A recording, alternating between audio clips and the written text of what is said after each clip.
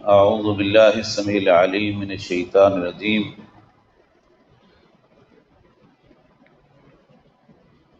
وَإِذْ قَالَ إِبْرَاهِيمُ رَبِّ أَرِنِي كَيْفَ تُحْيِي الْمَوْتَى قَالَ أَوَلَمْ تُؤْمِنْ قَالَ بَلَى وَلَكِنْ لِيَطْمَئِنَّ قَلْبِي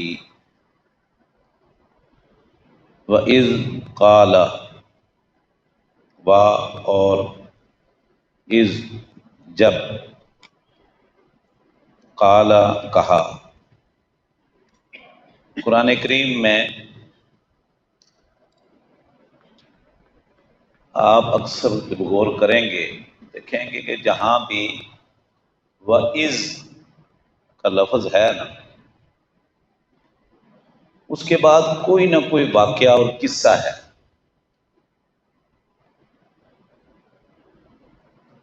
تو یہ ایسی ہے جیسے ہم کوئی کہانی، کوئی قصہ، کوئی واقعہ شروع کرتے ہیں تو کہتے ہیں کہ ایک دفعہ کا ذکر ہے۔ بچپن میں جو کتابیں ہم پڑھتے ہیں اس میں ایک دفعہ کا ذکر ہے کہ ایسے ہوا ایسے ہوا، ایک بادشاہ تھا، ایک فلاں تھا۔ تو یا اس کا معنی ہوتا ہے یاد کرو، ذہن میں لاؤ، ذہن پہ دباؤ ڈالو۔ پیچھے بھی یہ گزر چکا ہے، آگے بھی مزید آئے گا، یہاں بھی اسی طرح ہے۔ وَإِذْ اور یاد کرو، اذ جب کہا، اذ جب قالا کہا ابراہیم ابراہیم علیہ السلام نے، ربی اے میرے رب، ارینی مجھے دکھا، رہا یرا رؤیت ہے، ارینی مجھے دکھا۔ اور یاد کرو یہ واقعہ جب ابراہیم علیہ السلام نے کہا اے میرے رب مجھے دکھا، کیفا کیسے تحیی تو زندہ کرے گا، الموتا مردوں کو، موتا جمع ہے میت کی، مجھے دکھا تو صحیح کہ تم مجھے مردوں کو کیسے زندہ کرے گا، کیسے دوبارہ زندگی بخشے گا مرنے کے بعد۔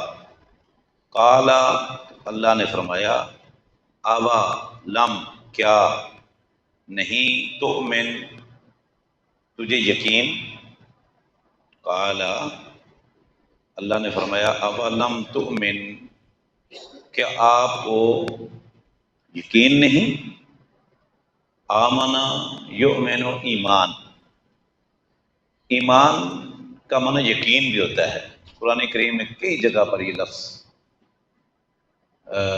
موجود ہے، کہ سورہ یوسف میں ابھی آئے گا، وما انت بمؤمن لنا،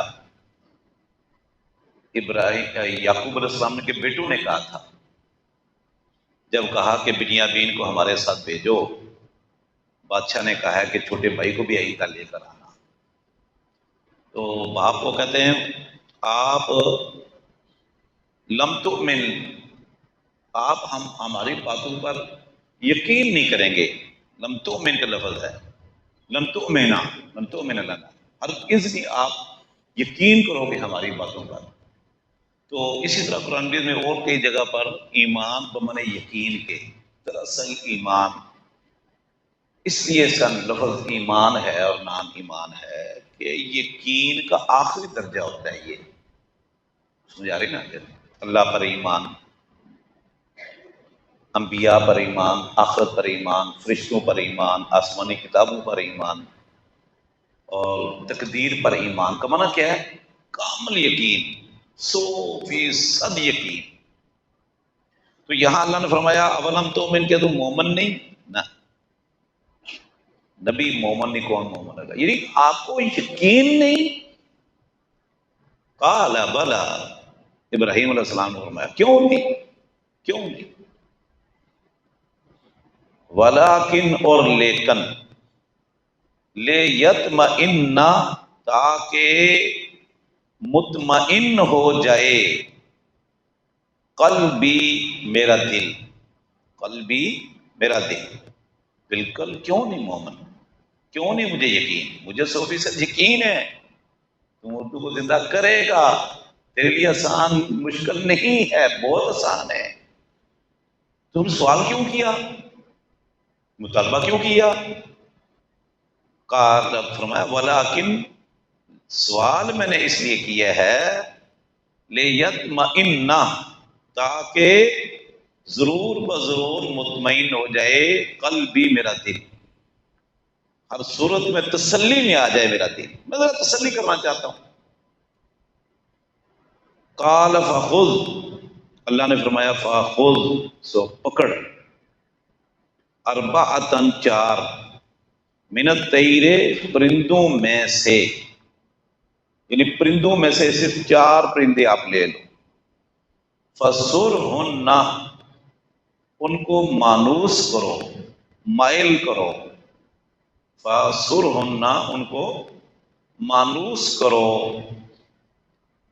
الیکا، آپ اپنے ساتھ، ان کو اپنے ساتھ کتنا مانوس کر لو، مائل کر لو کہ وہ آپ کے ساتھ ان کا دل لگ جائے۔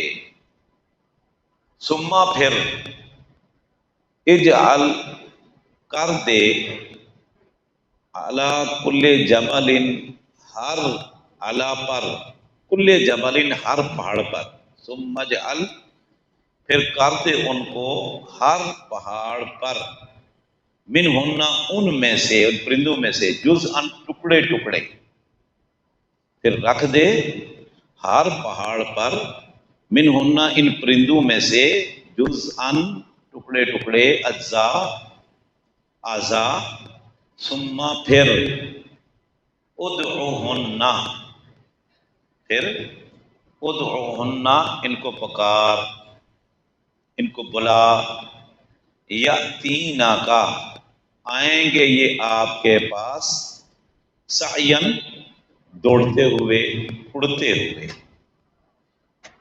وعلم، اور جان لے، ان اللہ، بے شک اللہ تعالی، عزیز، غالب ہے، حکیم، حکمت والا ہے۔ یہ تیسرا واقعہ اللہ رب العزت نے بیان کیا ہے کہ اللہ ولی الذین آمنوا یخرجہم من الظلمات الی النور، اللہ مومنوں کا دوست ہے، مومنوں کا ولی ہے، مومنوں کا مددگار ہے، اور ان کو اندھیروں سے نکال کر روشنی کی طرف لاتا ہے۔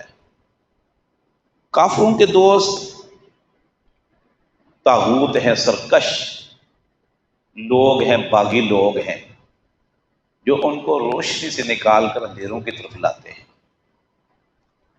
تیسرا واقعہ اللہ کیسے اللہ اپنے ولی کی مدد کرتا ہے کہ ابراہیم علیہ السلام خلیل اللہ ہے۔ دنیا کے اندر صرف 2 انسان خلیل اللہ ہیں، ایک ہے ابراہیم علیہ السلام، ایک ہے محمد رسول اللہ صلی اللہ علیہ وسلم۔ صحیح بخاری کے اندر حدیث موجود ہے،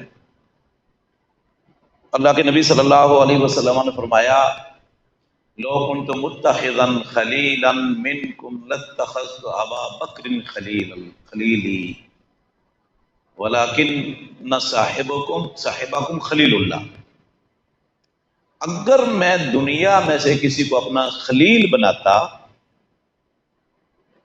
تو میں ابو بکر کو خلیل بناتا۔ انسانوں میں سے کسی کو میں اپنا خلیل بناتا تو ابو بکر کو خلیل بناتا، لیکن اللہ نے مجھے اپنا خلیل بنا لیا ہے، اس لیے میں دنیا میں سے کسی کو اب خلیل نہیں بنا سکتا، کیونکہ میرا خلیل اللہ اور میں اللہ کا خلیل۔ محبت کے درجات ہوتے ہیں، محبت کے درجات ہوتے ہیں، ایک درجہ ہے صاحب، ایک درجہ ہے حبیب، حبیب، حبیب رب العالمین جی، تو اور پھر اس سے آگے جا کر رفیق، رفیق بھی ایک درجہ ہے، سمجھا کہ نا، الذین انعم علیہم من النبیین والصدیقین والشہداء والصالحین وحسن اولئک رفیقا، کہ جو صراط مستقیم پر چلتے ہیں ان کو انعام یافتہ لوگوں کا ساتھ ملے گا، اور وہ نبی ہیں، صدیقین ہیں، سچ بولنے والے، اللہ کے راستے میں جانے کٹانے والے، شہید ہیں، صالحین ہیں، وحسن اولئک رفیقا، اور ان کی رفاقت بہت ہی اچھی ہے۔ تو حبیب بھی ایک محبت کا درجہ ہے، رفیق بھی محبت کا درجہ ہے۔ سب سے اونچا درجہ، سب سے اونچا چوٹی، محبت کی چوٹیوں سے اوپر پہنچی، وہ ہے خلیل۔ تو دو نبی خلیل ہے، ایک خلیل ابراہیم خلیل اللہ، ایک محمد صلی اللہ علیہ وسلم خلیل اللہ، دو اللہ کے خلیل ہیں۔ یہ صحیح بخاری کے اندر حدیث ہے۔ قرآن کریم میں فرماتے ہیں، اللہ فرماتے ہیں کہ الاخلاء، سمجھ آ گئی نا جی، کہ جو دنیا میں ایک دوسرے کے گہرے دوست تھے نا، وہ کل قیامت کے دن ایک دوسرے کے دشمن ہوں گے، سوائے مومنوں اور متقین کے۔ تقوی کی بنیاد پر جو دنیا میں دوستی ہے وہ کبھی بھی نہیں ٹوٹے گی انشاءاللہ، وہ آخرت میں قائم رہے گی۔ تو ابراہیم خلیل اللہ ہے۔ اب کہتے ہیں کہ اے اللہ مجھے دکھا تو مردوں کو کیسے زندہ کرتا ہے، کرے گا، کیونکہ جو فعل ماضی ہے نا اس میں ماضی کا گزرا ہوا زمانہ پایا جاتا ہے، اور فعل مضارع ہوتا ہے جس میں حال اور مستقبل تحیی، کیسے تو زندہ کرتا ہے اور کرے گا الموتا، مردوں کو، میت کی جمع ہے۔ اللہ نے پوچھا اولم تو میں نے آپ کو یقین نہیں، ابراہیم آپ کو یقین نہیں، مطالبہ کر رہے ہیں؟ بولا بالکل، بلا بلا بلا، کیوں نہیں کیوں نہیں، مکمل یقین ہے 100%۔ سوال کیوں کیا؟ لیطمئن قلبی، تاکہ میرا دل مطمئن ہو جائے، تسلی ہو جائے، اطمینان ہو جائے۔ جو کسی بات کے یقین کرنے کے لیے 3 کیٹیگریاں ہیں، سمجھ آ رہی ہے؟ کوئی بات آپ سنیں گے، کوئی واقعہ سنیں گے، کوئی خبر سنیں گے، اس کے 3 درجات ہوتے ہیں۔ ایک ہوتا ہے شک، اس میں تھوڑا سا اور زور پیدا ہو، گمان، اس کو کہتے ہیں زن، وہ گمان ہے اوپر، پہلا ہوتا ہے شک۔ شک دونوں سائڈ برابر ہے، پتہ نہیں یار سچ کہہ رہا ہے جھوٹ کہہ رہا ہے، فلاں بندہ آیا یا نہیں آیا، آج اتوار ہے یا نہیں ہے، دونوں جانب برابر ہے، یہ شک ہے۔ اگر ایک جانب اوپر ہو گئی، یہ زن ہو گیا، تھوڑی سی اوپر چلی، اس کو کہتے ہیں گمان، ظنون، کہ تھوڑی ایک سائڈ نہ جھک گئی ہے کہ نہیں یار آج اتوار ہی ہے، کیونکہ کل پرسوں میں نے جمعہ پڑھا ہے، تھوڑا سا گمان، تیری شک سے نکل کر، لیکن ابھی بھی 100% یقین نہیں، تو بالکل اور زیادہ جھکا ہو جائے گا تو اس کو کہتے ہیں یقین۔ سمجھ آ رہی نا جی؟ تو پہلے ہوتا ہے شک ہوتا ہے، پھر آہستہ آہستہ گمان پیدا ہوتا ہے، نہیں نہیں ٹھیک کہہ رہا ہے، پھر بندے کو 100% یقین آ جاتا ہے۔ لیکن یقین کے بھی 3 درجات ہیں، یقین کے بھی 3 درجات ہیں۔ یقین آخری درجہ ہے بالکل اوپر جا کر، لیکن یقین کے پھر 3 درجات ہیں، اور تینوں قرآن مجید میں ذکر ہے۔ سمجھ آئی؟ ایک ہے علم الیقین، ایک ہے حق الیقین، لَتَرَوُنَّهَا عَيْنَ الیقین، تو ایک ہے عین الیقین۔ تو یقین کے 3 کیٹیگریاں، یقین کے 3 درجات، علم الیقین، حق الیقین اور عین الیقین۔ علم الیقین کا مطلب کیا ہے کہ آپ کو علم ہو گیا ہے، اور علم یقین کو کہتے ہیں۔ علم ہو گیا، یقین آ گیا کہ یہ کام ہو گیا ہے یا یہ چیز ٹھیک ہے، سمجھ آ رہی ہے؟ آپ نے اس کے بارے میں خبر معلوم کر لی، کسی سچے بندے نے آپ کو خبر دی، یا وہ چیز آپ کے سامنے ہے، تو اس کا علم آپ کو حاصل ہو گیا ہے۔ اب اس سے اوپر اور تھوڑی تسلی ہوئی تو حق الیقین ہے، اور اس سے آگے اپنی آنکھ سے آپ نے چیز دیکھ لی، آنکھ سے وہ جس چیز کی خبر آپ کو ملی تھی وہ آنکھ سے وہ واقعات دیکھ لیا تو پھر اس کو کہتے ہیں عین الیقین، عین آنکھ سے دیکھنا. ٹھیک ہے، مثلا یہ انسان کی فطرت ہے، یہ انسان کی فطرت ہے کہ اگر کسی چیز کے بارے میں یقین آ بھی جائے نا تو انسان آنکھ سے دیکھنے کے لیے پھر بھی یار دیکھو تو صحیح یہ ہے کیا، دیکھو تو صحیح. یعنی اس کی عادت اور فطرت ہے کہ اس کو اپنی آنکھ سے دیکھنا چاہتا ہے. اس کی ایک میں آپ کو مثال دوں. صحیح بخاری کے اندر حدیث ہے، رسول اللہ صلی اللہ علیہ وسلم نے فرمایا جب موسیٰ علیہ السلام 70 آدمیوں کو لے کر کوہ طور پر گئے وہ تورات لینے کے لیے، اللہ سے ملاقات کے لیے 40 دن کے لیے، تو پیچھے ہارون کو اپنا نائب بنا کر گئے تھے، خلیفہ ہارون علیہ السلام کو، بھائی کو. لیکن وہ جو سامری تھا نا جادوگر، جس نے موسیٰ علیہ السلام کا مقابلہ کیا تھا، پھر مسلمان بھی ہو گیا تھا فرعون کے مخالف، اور پھر موسیٰ علیہ السلام سے ہجرت کر کے میدان تی میں آ گیا. وہاں موسیٰ علیہ السلام قوم کو چھوڑ کر طور پر چلے گئے شام میں. تو اس سامری بہت تیز جادوگروں کا سردار تھا، جبھی تو موسیٰ علیہ السلام کا مقابلہ کیا اپنے زمانے کا ماہر. اس کے لوگوں سے زیور شیور عورتوں سے لے کر ایک بچڑا بنا کر، کیونکہ یہ گاؤں ماتا کرنے والے گاؤں کی پوجا کرتے تھے، گاؤں ماتا جیسے ہندو ہیں، تو ایک بچڑا بنایا. بچڑا بنا کرنا لوگوں کو کہا کہ یہ تمہارا معبود ہے. موسیٰ بھول گیا ادھر گیا ہے، یہ ہے تمہارا معبود. تو قوم نے بچڑے کی پوجا شروع کر دی. تو سورہ بقرہ میں اور دیگر قرآن کریم میں اس کا ذکر موجود ہے تفصیل کے ساتھ. اب موسیٰ علیہ السلام طور پر ہیں، پیچھے سامری جادوگر جو مومن ہو گیا تھا، لیکن وہ پھر کوئی چیز آ گئی، جادوگری ماہر جو تھا، اب اس نے یہ جادو کیا اور بچڑا جو ہے نا وہ باز نکالتا اور کہتا ہے یہ تمہارا معبود ہے. قوم شرک کرنے شروع کر دیا. اللہ نے کوہ طور 40 دن کے لیے گئے تھے موسیٰ علیہ السلام، اور 70 آدمی بھی تھے نقیب. اللہ نے وہاں بتا دیا تھا کہ تیری قوم شرک میں مبتلا ہو گئی، اور سامری نے ان کو گمراہ کیا ہے. کس نے بتایا بھائی؟ اللہ نے. کس کو؟ موسیٰ علیہ السلام کو. یقین آیا ہوگا کہ نہیں؟ یقین آ گیا. رسول اللہ صلی اللہ علیہ وسلم فرماتے ہیں لیس الخبر کالمعینہ، یہ صحیح بخاری کے لفظ ہے، لیس الخبر کالمعینہ. آپ فرماتے ہیں کہ سنی سنائی بات یقین کی حد تک پہنچ جائے وہ آنکھوں دیکھی چیز کی طرح نہیں ہوتی. فرمایا اللہ نے موسیٰ علیہ السلام کو بتا بھی دیا، یقین آ گیا کہ میری قوم، اللہ کہہ رہا ہے گمراہ ہو گئی شرک کر رہی. موسیٰ علیہ السلام کشتی لے کر آئے. قرآن کریم اللہ فرماتے ہیں کہ جب موسیٰ علیہ السلام آ کے دیکھا نا کہ سارے بچڑے کے ارد کوئی طواف کر رہا ہے، کوئی سجدے میں گرا ہوا ہے، کوئی لنگر چل رہا ہے، وہاں قوالیاں ہو رہی ہیں، سب کچھ وہاں سلسلہ کوئی جو ہوتا تھا موسیٰ علیہ السلام کے زمانے میں، وہ جو وہی سلسلہ شروع تھا، عبادت اور وہاں ریاضت اور وہاں سارا کچھ.